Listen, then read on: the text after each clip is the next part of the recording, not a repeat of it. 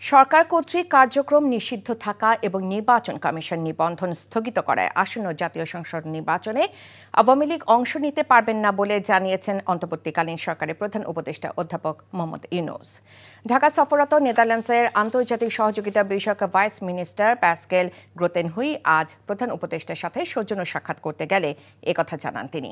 প্রধান উপদেষ্টা সরকারি বাসভবন, রাষ্ট্রীয় অতিথি ভবন যমুনায় সফররত মন্ত্রী ড মোহাম্মদ ইউনূসের সাথে দেখা করেন। এই সময় তারা দুদেশের বন্ধুত্বপূর্ণ সম্পর্ক আরও জোরদার করার বিষয়ে একমত পোষণ করেন।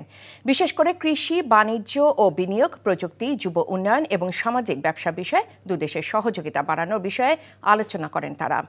আগামী ফেব্রুয়ারি মাসের প্রথম ভাগে বাংলাদেশে একটি অবাধ, সুষ্ঠু, গ্রহণযোগ্য এবং উৎসবমুখর নির্বাচন অনুষ্ঠানের জন্য সরকার বদ্ধপরিকর বলেও সফররত মন্ত্রীকে জানান প্রধান উপদেষ্টা।